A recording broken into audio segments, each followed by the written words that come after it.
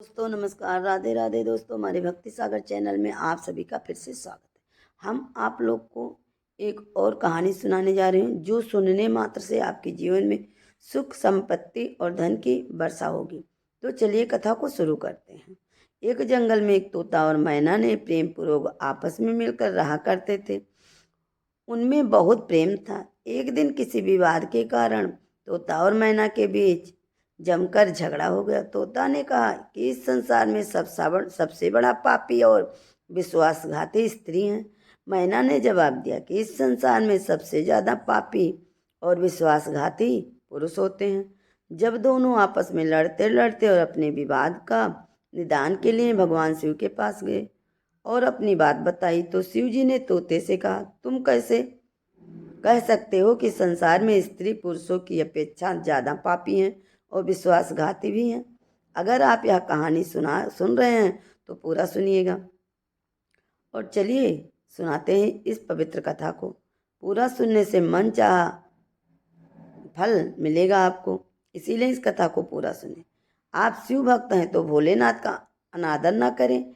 तोता बोला, प्रभु मैं आपको एक कहानी को सुनाना चाहता हूँ जिससे हम सबको यह साबित होगा कि स्त्री पुरुषों की अपेक्षा ज़्यादा पापी और विश्वासघाती होती हैं। फिर भगवान शिव बोले, ठीक है, तुम कहानी सुनाओ। भक्तों, तब तक माता पार्वती आ जाती हैं और कहती हैं, मुझे भी यह कहानी सुननी है, मैं भी सुनना चाहती हूँ। भगवान शिव कहते हैं, ठीक है। फिर तोता भगवान शिव और माता पार्वती के सामने कहानी सुनाने लगा। एक राज्य में उग्रसेन नाम का एक राजा राज्य करता था। उसके पास 4 बेटे थे जो सभी बहुत बहादुर और प्रतापी थे, लेकिन सबसे बड़ा बेटा जिसका नाम चंद्रसेन था वह न केवल प्रतापी बल्कि बहुत ही सुंदर भी था और उसकी पत्नी चंद्रप्रभा भी बहुत ही सुंदर और रूपवान थी। वह अपने आगे किसी दूसरी स्त्री को सुंदर नहीं मानती थी। एक दिन राजा उग्रसेन ने अपने बेटे चंद्रसेन से उसकी बात पर नाराज होकर राज्य से निकाल देने का आदेश दिया। राजा का यह आदेश सुनकर सभी इस बात से चिंतित हो गए। फिर चंद्रसेन अपने महल में गया और उदास हो गया। उधर चंद्रसेन को उदास देखकर उसकी पत्नी ने पूछा, प्राणनाथ आप उदास क्यों हैं? आप इतना मुरझाया हुआ चेहरा क्यों है? राजकुमार होकर भी आप इस तरह चिंतित क्यों हैं?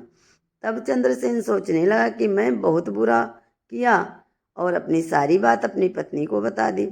उसी समय उसकी पत्नी कहती है, चंद्रप्रभा ने अपने पति राजकुमार चंद्रसेन से कहा, आप मुझे दासी पर छोड़कर प्रदेश जाएंगे तो मैं आपके बिना कैसे जी पाऊंगी?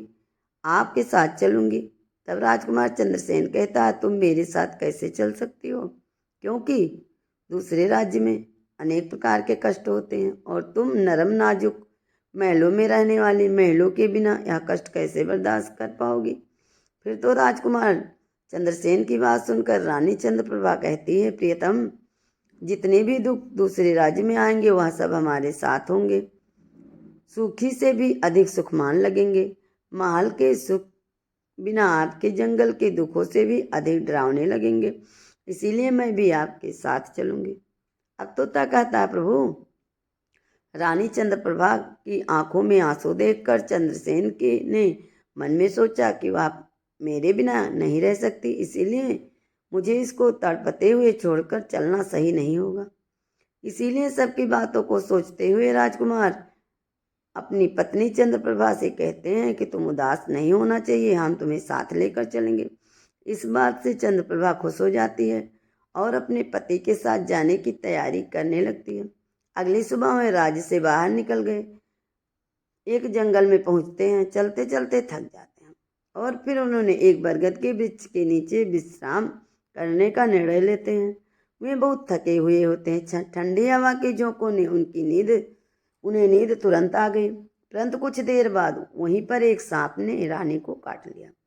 फिर तोता कहता है, हे भोलेनाथ आगे सुनो। सांप के डसने से रानी तड़पने लगी और चंद्रसेन की आंख खुल गई। तो रानी को तड़पता हुआ देखकर और सांप को जाता हुआ देखकर चंद्रसेन बेचैन हो गए। फिर कुछ देर बाद रानी की मृत्यु हो गई। इस प्रकार मृतक शरीर को देखकर चंद्रसेन ऊंचे स्वर में विलाप करने लगे। उनका रोना धोना सुनकर जंगल में जीव जंतु उन्हें खाने के लिए वहां आ गए। फिर चंद्रसेन ने मन में सोचा, अब जीवित संगिनी ही मर गई, जीवन संगिनी ही मर गई तो मैं अब जीकर क्या करूंगा, और इसी जंगल में अपने प्राण त्याग दूंगा। ऐसा मन में सोचता है। फिर वे रानी की लाश के पास से उठ जाता है और जंगल से लकड़ियां इकट्ठी करने लगता है और रोकर कहता है कि मैं भी अपनी रानी की चिता में जलकर मर जाऊंगा। बस उस समय स्वर्ग से देवदूत आते हैं और मुझे रोते हुए देखकर उनके मन में दया आ जाती है और वह राजकुमार चंद्रसेन के पास जाता है और पूछता है, तुम क्यों रो रहे हो, आखिरकार तुम्हारा दुख क्या है। तो राजकुमार चंद्रसेन ने देवदूत से कहा, मेरे पास अपना दुख कहने की शक्ति नहीं है, मुझे चाहिए कि यह धरती फट जाए और मैं इसमें समा जाऊं। फिर देवदूत ने कहा, तुम मुझे अपना हाल बताओ, शायद मैं तुम्हारी मदद कर सकूं। चंद्रसेन ने कहा, महाराज मैं एक राजकुमार हूँ और राजा उग्रसेन का बेटा हूँ। मेरे पिता ने मुझे राज्य छोड़ने के लिए कहा था, इसीलिए मेरी पत्नी और मैं इस जंगल में चलते चलते यहाँ आ गए। यहाँ आकर मेरी पत्नी को श्रम्प ने काट लिया और उसकी मृत्यु हो गई और मैं लकड़ी इकट्ठा कर रहा हूँ ताकि मैं अपनी पत्नी के साथ जलकर अपने आप को भी अग्नि के हवाले कर सकूं। तब तोता बोला, हे भोलेनाथ, हे प्रभु, आगे सुने। चंद्रसेन की बातों को यह सुनकर देवदूत कहते हैं, राजकुमार तो बड़ा मूर्ख है, यह संसार है, यहाँ इंसानों का आना जाना तो लगा रहता है। इस शरीर को एक दिन सबको त्याग देना पड़ेगा। तू भी इसे जानता है, इस संसार में कोई भी किसी के साथ नहीं जाता और ना आता ही है, किसी के साथ जाता है। फिर तुम मूर्खों की तरह यहाँ बात क्यों कर रहे हो? अगर तू जीवित रहेगा तो बहुत सारी रानियां तुझे मिलेंगी, इसीलिए मेरे कहने पर मरने का विचार छोड़ दो। इस मानव शरीर को प्राप्त करने के लिए देवता भी बेहद इच्छुक होते हैं, तू फिर इस शरीर को क्यों नष्ट करना चाहता है? इस प्रकार देवदूत के शब्दों को सुनकर कहता है, महाराज आपने जो कुछ कहा वह सत्य है, किंतु ऐसी प्रतिव्रता पत्नी मुझे किसी जन्म में नहीं मिलेगी, इसीलिए मैं इसके साथ ही मरूंगा। फिर देवदूत चंद्रसेन के विचार सुनकर देवदूत ने जान लिया यह अपनी पत्नी के बिना नहीं रह सकता। तब देवदूत ने चंद्रसेन से कहा, राजकुमार तेरी पत्नी के जीवित करने के लिए केवल एक ही उपाय है। अब तुम मेरी बातों को ध्यान से सुनो, यदि तू इस उपाय को कर सकता है तो तेरी रानी जीवित हो सकती है। फिर चंद्रसेन ने कहा, महाराज आप जो कुछ भी कहें वह सब करने के लिए तैयार हूँ, केवल मेरी पत्नी को जीवित कर देना। तब देवदूत ने कहा, तुम्हारी पत्नी की आयु केवल 20 वर्ष थी, जिसने इसे बिता दिया, इसके बदले तेरी उम्र 70 वर्ष की है, जिसमें से 30 वर्ष बीत चुके। तेरी जीवन काल में 40 वर्ष अब भी बाकी है, यानी तुझे 40 साल और जीने का अवसर है। यदि तू अपनी पत्नी को आधा अपने जीवन का समर्पण कर देता है तो तुम दोनों की आयु समान हो जाएगी। अगर तुम यह मान लो तो रानी जल्दी ही ठीक हो जाएगी। इस तरह देवदूत की बात सुनकर राजकुमार चंद्रसेन ने कहा, मुझे मान्य है। फिर देवदूत ने चंद्रसेन के हाथ में पानी दिया और 20 वर्षों तक रानी के पैरों पर पानी डालने का संकल्प लिया। अब जैसे ही चंद्रसेन ने संकल्प लिया कि वह जल को रानी के पैर पर डालेगा, देवदूत ने कह दिया, पानी को पैरों पर डालने से पहले मेरे एक बात को ध्यान से समझ लो, इससे में एक गुप्त रहस्य भी है। अभी तो तुमने रानी की आवश्यकता है, तुम पानी डालकर उसे बचा सकते हो, लेकिन भविष्य में अगर रानी की आवश्यकता नहीं पड़ती है तो तुम अपने संकल्प को वापस ले सकते हो। जब तुम यह संकल्प वापस लेते हो तो तुम्हारी पत्नी को तुरंत ही मौत हो जाएगी, परंतु यह बात हमेशा के लिए याद रखना, इस संकल्प को कभी वापस न लेने की बात रानी से मत कहना, वरना तुम्हें अपने संकल्प को वापस नहीं ला सकोगे। हमेशा याद रखना, जीवन में कुछ बातें सबसे छिपा कर रखनी चाहिए, चाहे वो बेटा हो, बेटी हो, पत्नी हो, चाहे जो भी हो, क्योंकि कभी कभी यह बातें काम आ जा सकती हैं। फिर तो ऐसा कहकर और उस रानी के सामने आकर वह देवदूत जो थे अंतर्ध्यान में चले गए। तब चंद्रसेन रानी से कहता, आप सो गई थी, मैंने आपको नहीं जगाया। फिर चंद्रसेन कहने लगा, तुम बहुत थकी हुई थी, इसीलिए मैंने तुम्हें नहीं जगाया। इस प्रकार राजकुमार चंद्रसेन ने अपनी रानी से सारी बातें छिपा दी कि श्रम्प ने तुझे काट लिया था और तुम मर गई थी। फिर मैंने तुम्हें जीवित कैसे किया, यह सब राजकुमार ने अपनी पत्नी से छिपा लिया। फिर तोता बोला, प्रभु फिर वह दोनों आगे बढ़ गए। कई दिनों बाद उन्होंने एक बहुत ही सुंदर स्थान देखा। वहां पर एक फकीर की कुटिया थी।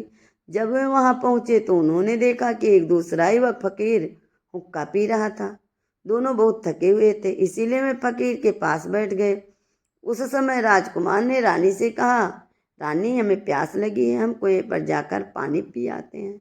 अगर तुम्हें भी प्यास लगी है तो तुम्हारे लिए भी पानी ले आते हैं। राजकुमार की बातें को सुनकर रानी ने कहा, प्रभु मुझे प्यास नहीं लगी है, आप जाइए फिर पानी पी आइए, फिर वापस आइए।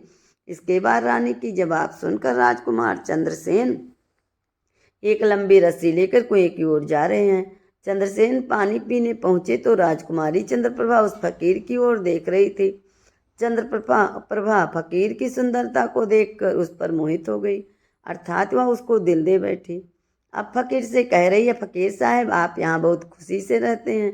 फकीर ने कहा, तुम भी मेरे साथ रह सकती हो, लेकिन तुम्हारे पति भी साथ में हैं, तो कैसे तुमको रख सकते हैं। इसके बाद राजकुमारी चंद्रप्रभा ने फकीर के सामने अपनी प्रेम लीला प्रकट की।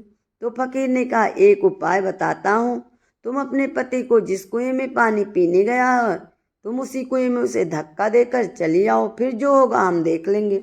फिर तो फकीर की बात सुनकर चंद्रप्रभा ने ठीक ऐसा ही करने का प्रयत्न किया, मैं ऐसा ही करूंगी। अब इतनी देर में राजकुमार चंद्रसेन पानी पीकर रानी के पास आया तो रानी कहने लगी, हे प्रभु मुझे भी प्यास लगी है, कुएं पर वापस चलकर मुझे भी पानी पिलाओ। तो राजकुमार कहता है, तुमसे पहले ही पूछा था और तुमने मना कर दिया। खैर अगर तुमको प्यास लगी है तो मैं अभी पानी लेकर आता हूँ। तब चंद्रसेन पानी लेने चला तो रानी भी उनके साथ चल दी और कहने लगी, मैं भी तुम्हारे साथ चलती हूँ। बेचारा चंद्रसेन तो उसके प्रेम में पागल था, उसको क्या मालूम था कि यह मेरे प्राण लेने के लिए मेरे साथ आ रही है। दोस्तों सच कहते हैं कि स्त्रियों के चरित्र को देवता भी नहीं जान सकते। मानव क्या चीज होता है, उसके जाल में अच्छे बुद्धिमान भी फंस जाते हैं। राजकुमार चंद्रसेन कुएं पर जाकर पानी भरने के लिए पानी भरता है तो रानी ने अपने पति यानी राजकुमार चंद्रसेन को धक्का देकर कुएं में गिरा देती है और खुद फकीर के पास चली जाती है। वह फकीर रानी को अपने पास साथ लेकर एक राज्य में बस जाता है। वहाँ दोनों खुशी से रहने लगते हैं। फकीर ने फिर रानी को ऐसा नचाया कि नाच गाना सिखाया कि वह नृत्य में के रूप में मशहूर हो गई। धीरे धीरे वह राजकुमारी पूरे नगर में प्रसिद्ध हो गई। इस तरह रानी के नृत्य और गीत के कारण वह फकीर के पास लाखों रुपए बन गए। रानी भी उस फकीर के साथ मस्ती में रहने लगी। जिस समय रानी ने अपने पति चंद्रसेन को कुएं में धक्का दिया था, तभी संयोग से एक जंजीर जो कुएं में लटकी थी उसे पकड़ लिया था। चंद्रसेन ने उसको पकड़ा और कुएं में लटका रहा। ईश्वर को याद करते हुए वह सोचने लगा, क्या यही मेरे प्यार की सजा है। और कुछ समय बाद बंजारों का एक काफिला वहां आया। बंजारा डोल लेकर कुएं में पानी भरने लगा। जब उसने पानी में डोल डाला तब चंद्रसेन ने उसका डोल हाथ से पकड़ लिया। बंजारा यह देखकर चौंक गया और पूछा, तुम कौन हो। राजकुमार चंद्रसेन ने कहा, भाई मैं आफत का मारा हूँ, मुझे यहाँ से निकालो और मेरी जान बचाओ। मैं सारी जिंदगी आपके उपकार को नहीं भूलूंगा। और ऐसा कहकर राजकुमार बंजारे से प्रार्थना करने लगा। तो फिर राजकुमार चंद्रसेन को देखकर दुख को देखकर उस बंजारे को उस पर दया आ गई और उसने चंद्रसेन को कुएं से बाहर निकाल लिया और फिर पूछा, भाई तुम कौन हो, तुम इस कुएं में कैसे गिरे, मुझे तुम्हें अपना हाल बताओ। तब चंद्रसेन ने कहा, भाई अपना हाल आपसे कैसे कहूँ, जो मुश्किल मेरे साथ हुई है भगवान ना करे किसी के साथ ऐसा हो। फिर चंद्रसेन ने कहा, यदि तुम मुझसे जानना ही चाहते हो तो मैं अपनी कहानी सुनाता हूँ। मैं एक राजकुमार हूँ। मेरे पिता मुझे राज्य से निकाल दिया था, इसीलिए मैं अपनी पत्नी के साथ एक जंगल में पहुँच गया था। मेरी पत्नी और मैं एक दूसरे से बहुत प्यार करते थे। जंगल में एक सांप ने मेरी पत्नी को काट लिया, जिससे उनकी मृत्यु हो गई। जब मैं अपनी पत्नी के साथ मरने जा रहा था तब एक देवदूत ने मुझ पर दया की और मेरी आयु 20 वर्ष और मेरी पत्नी की देने के बाद उन्हें पुनः जीवित कर दिया। हम उस जंगल से आगे बढ़े। कुछ दिनों बाद हम एक स्थान पर पहुंचे जहां एक फकीर का डेरा था। मुझे प्यास लगी थी।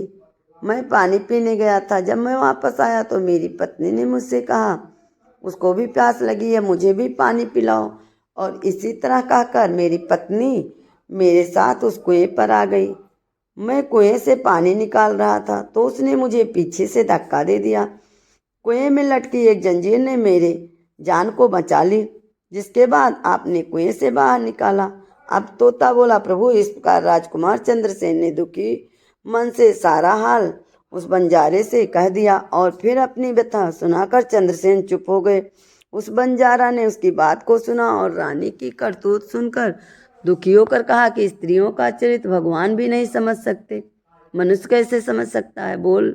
ऐसा कहकर बंजारे ने चंद्रसेन को सिर पर हाथ फेरा और कहा, तुम चिंता मत करो, भगवान बड़े दयालु होते हैं, वह तुम्हारी सहायता करेंगे। फिर उसने कहा, तुम चाहो तो हमारे साथ कुछ दिन रुक सकते हो। राजकुमार चंद्रसेन उन बंजारों के साथ रहने को सहमत हो गया। फिर उनकी सहायता से वह कुछ दिनों के बाद उसी राज्य पहुंचा जहां उसकी पत्नी चंद्रप्रभा और फकीर रह रहे थे। उस राज्य को देखकर वह बंजारे ने कहा, भाई मेरी इच्छा है कि तुम कुछ दिन इस राज्य में रहते हैं। तब बंजारे ने कहा, आप जैसे चाहें, मुझे कोई आपत्ति नहीं है। फिर राजकुमार चंद्रसेन जो बंजारे से विदा होकर राज्य में आया, काम की तलाश में घूमने लगा। कुछ दिनों बाद राजकुमार को मेहनत परिश्रम देखकर उसे एक बड़े व्यापारी ने अपने पास नौकरी पर रख लिया। इस तरह राजकुमार चंद्रसेन ने उस व्यापारी के पास रहना शुरू कर दिया और बड़ी मेहनत और प्यार से अपने कर्तव्यों का निर्वाह करना शुरू किया। यह देखकर उस व्यापारी ने चंद्रसेन को बड़ा सम्मान दिया और उसे अपने यहाँ मुनीम बना लिया। इस तरीके से राजकुमार चंद्रसेन के दिन बड़ी खुशी खुशी गुजरने लगे। अब एक दिन नगर के राजा के यहाँ चंद्रप्रभा के नृत्य का आयोजन हुआ। राजा ने उस शहर के सभी बड़े व्यापारी और सेठों को अपने यहाँ नृत्य देखने के लिए आमंत्रित किया। जब राजकुमारी चंद्रप्रभा का नृत्य होने लगा वाला था, शहर के सभी व्यापारी और सेठ साहूकार राजा के यहाँ पहुँच गए। चंद्रसेन ने रानी के नृत्य को और गायन की प्रशंसा सुनता था। उसने भी सोचा कि मुझे इस नृत्य को देखना चाहिए। उसने भी राजा के दरबार में सेठ के साथ पहुंच गया। रानी ने अप्सरा के समान नृत्य किया और उनकी सुरीली आवाज़ में कई सुंदर रागों को प्रस्तुत किया। उनको सुनकर महफिल के सभी लोग आश्चर्य में आ गए और सभी बहुत सारे इनाम दिए। इसके साथ ही राजा से लेकर प्रजा तक सभी ने उनकी प्रशंसा की। राजकुमार चंद्रसेन ने अपने हाथ की अंगूठी उठाई जिसमें हीरा जड़ा हुआ था और फिर वह उसे उतार कर रानी चंद्रप्रभा को भेंट कर दी। इसके बाद रानी चंद्रप्रभा ने अंगूठी को पहचान लिया और ही मन मन कहने लगी, यह तो बहुत बड़ा आश्चर्य हो गया, मेरा पति जिंदा है और वह पहुंच गए हैं यहाँ, अब मुझे छोड़ लेंगे नहीं, इसीलिए मुझे कुछ ऐसा करना चाहिए जिससे वह मारा जा सके। उसके मन में सोचा, अब मैं यहाँ के राजा को एक सुरीली गाना और नृत्य सुनाऊंगी और उसे मरवा दूंगी। इसके बाद राजकुमारी चंद्रप्रभा ने एक सुरीली गाना और नृत्य को सुनाई। रानी की इस बसंत की बहार को सुनकर राजा खुश हुआ। वह चंद्रप्रभा को बोला, मैं तुम पर बहुत खुश हूँ, तुम मुझसे क्या मांगती है? तो राजकुमारी ने कहा, अगर आप मुझसे खुश हैं तो सबसे पहले मुझे वचन दीजिए, जो फिर कुछ मांगूंगी आप मुझे वही देंगे। फिर चंद्रप्रभा ने कहा, इस सभा में मेरे एक चोर है, कृपया उसे फांसी की सजा दे दें। राजा ने कहा, तुम उस चोर को मेरे सामने लाओ। रानी ने उसका हाथ पकड़ा और उसे राजा के सामने ले गई। राजा ने अपने सैनिकों को आदेश दिया कि उस चोर को जल्लादों के पास ले जाओ और उसे चोर को फांसी पर चढ़ा दो। इसी बीच चंद्रसेन का सेठ भी वहां पहुंच गया। वो डर कर चंद्रसेन के पास गया और पूछा, तुमने क्या चुराया? इस नृत्यिका का, जिसके कारण वह तुझे मारना चाहती है। चंद्रसेन ने अपने मालिक से कहा, मालिक मैंने कुछ नहीं चुराया, बस आप इस राजा को केवल यह बता दो कि वह मेरी दो बातें सुन ले, इससे मेरी जान बच सकेगी। अब चंद्रसेन का मालिक इसे सुनकर अपने साथी व्यापारी और साहूकार के पास गया और सभी ने मिलकर मशवरा किया कि उन्होंने कहा है, मित्रों, या राजा न्याय करें या हम सभी इस शहर को छोड़कर कहीं और चले जाएंगे।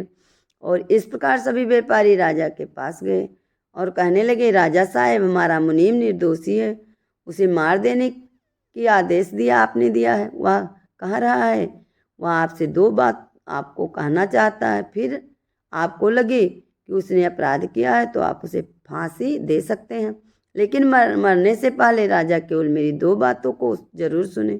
फिर राजा ने व्यापारी की बात सुनकर कहा, ठीक है, मुनीम को बुलाओ। चंद्रसेन को लेकर राजा के सामने लाया गया और राजा ने कहा, तुम जो कुछ कहना चाहते हो मेरे सामने कहो। तब राजकुमार चंद्रसेन ने कहा, महाराज, क्या दोष है जिसके कारण आपने मेरी हत्या के आदेश दे दिया। फिर उसकी बात को सुनकर राजा ने कहा, तू इस नृत्यिका की चोर है। तो चंद्रसेन ने कहा, महाराज, मैं इस कुटला स्त्री का पति हूँ जिसने कुएं में ढकेल दिया था। एक फकीर के साथ चली आई है। राजकुमारी चंद्रप्रभा ने समझ लिया कि बात बिगड़ रही है। तब राजा से कहती है, महाराज, मैं कुटला हूँ या झूठ बोल रहा है, या कौन है मुझसे इसे जानती तक नहीं, या तो मेरा चोर है, मैं सिर्फ इतना जानती हूँ। फिर राजकुमार चंद्रसेन ने कहा, महाराज, ठीक है, अगर यह मेरी पत्नी नहीं है तो वह सब कुछ जो मैंने रास्ते में छोड़ा था वह मेरी अमानत के रूप में वापस कर दे। फिर चंद्रसेन रानी की ओर देखे। राजकुमार ने अपनी अमानत को लौटाने की बात की तो राजकुमारी चंद्रप्रभा ने इसे स्वीकार कर लिया। तब चंद्रसेन ने कहा, अच्छा, अब तुम अपने हाथों में पानी लो, हमारा न्याय इसी सभा में होगा। पानी लेकर वह जमीन पर रखा और कहा, वह वस्तु जो मेरे पास रास्ते में दी गई थी अब वापस कर रहा हूँ। रानी ने भी पानी लिया और कहा, जो वस्तु इसने मुझे रास्ते में दी थी मैं वापस कर रही हूँ। जैसे ही वह अपने हाथों से पानी छोड़ा, रानी के प्राण छूट गए। यह दृश्य देखकर वहाँ के सब लोग हैरान रह गए। तो राजा ने यह देखकर चकित हो गया। चंद्रसेन से कहा, यह क्या हो गया, बताओ मुझे सच्चाई। तब राजकुमार चंद्रसेन ने अपनी कहानी शुरू की, अपने जीवन की सभी घटनाओं को खुलकर बताते हुए इसे देश निकाले जाने से लेकर अब तक की सभी घटनाओं को सुनाया। राजा ने सब कुछ सुनकर चंद्रसेन को अपने गले लगा लिया। अपनी बेटी की शादी चंद्रसेन के साथ कर दी। तोता ने कहा, प्रभु भोलेनाथ, प्रभु, मैं इस कहानी को सुना है, मैं भी स्त्रियों से घृणा करता हूँ और मैं यह कह सकता हूँ कि संसार में स्त्री पुरुष से अधिक पापी और विश्वासघाती होती हैं। एक बार तोते ने भगवान शिव और पार्वती को एक कहानी से यह बताया कि स्त्री पुरुष की तुलना में अधिक पापी और विश्वासघाती होते हैं, तो सभी ने इसे सुनकर हैरानी में डाल दिया। पार्वती ने कहा, प्रभु, लगता है कि तोते सच कह रहा है। स्त्री तो सभी में से केवल एक दो ही नहीं बल्कि नैतिक मूल्यों और ईमानदारों की हो सकती हैं, परंतु पुरुषों में भी ऐसी कोई कुछ है जो पापी और विश्वासघाती हो सकते हैं। फिर भगवान शिव ने पूछा, ठीक है, तो मैं ना तुम कहो, कैसे सिद्ध करोगी यह बात कि पुरुष अधिक पापी होते हैं। माता पार्वती कहना शुरू किया, प्रभु, एक गांव में एक परिवार रहता था जो बहुत ही धनवान था, और उस धनवान यानी सेठ का बेटा एक आदर्श प्रकार का व्यक्ति था। सेठ का बेटा इतना जुआरी था कि सेठ उसके बारे में सोचते सोचते परेशान रहता। एक दिन उसका बेटा जुआ खेल रहा था। उसी दिन उसके पिता का निधन हो गया। फिर भी वह जुआ खेलना बंद नहीं किया, लेकिन पिता की मृत्यु के बाद वह जुआ के खेलने लगा और सब कुछ हार गया। वह अपने गांव से दूर चला गया। सेठ के घर पहुंचकर और सेठ से बोला, मुझे बहुत तेज प्यास लगी है, मुझे एक गिलास पानी मिलेगा। तो सेठ ने उस युवा से पूछा कि तुम कौन हो, क्या करते हो और कहाँ से आए हो। जिसके उत्तर ने उस युवा ने कहा, मैं एक व्यापारी हूँ और यहाँ से जा रहा था तो सोचा कि पानी पीकर चला जाऊँ। तब सेठ ने पूछा कि तुम कौन व्यापार करते हो। तभी वह कहता है, व्यापार करते समय मेरे सामान समुद्र में गिर गया, इसीलिए मैं यदि आप मेरी कुछ मदद करें तो अच्छा होगा। फिर सेठ ने लड़के की बात सुनी और फिर उसकी बातों के जाल में फंस गया और कहने लगा, बेटा, क्या तुम तो ठीक हो और कुछ कमा भी लेते हो, तो क्या मेरी बेटी से शादी करोगे। अब तो यह बात सुनकर वह लड़का खुश हो जाता है और शादी के लिए हाँ कर देता है, जिसके बाद दोनों का विवाह हो जाता है। परंतु इस प्रकार सेठ अपनी बेटी को धन के साथ विदा कर देते हैं। उधर वह लड़का को तो बस केवल धन के लिए विवाह करना था, उसने वह भी कर लिया। अब विवाह के बाद जब विवाह सेठ की लड़की को साथ लेकर जा रहे थे तो एक जंगल आ गया। वहाँ पर वह लड़का अपनी पत्नी से बोला, हम अभी जंगल में हैं, यहाँ कोई चोर हमारे गहनों को चुरा सकता है, इसीलिए आप अपने सभी गहनों को मुझे दे दें ताकि हम सुरक्षित रह सकें। युवा की पत्नी ने अपने पति पर भरोसा किया, अपने सभी गहने उसे सौंप दिया। और क्या क्यों ना करें, क्योंकि वह उसके पति थे। उसके बाद युवा ने अपनी पत्नी के गहने को एक गट्ठर बांधने में बांध लिया और फिर वो जंगल में आराम से ठहरे।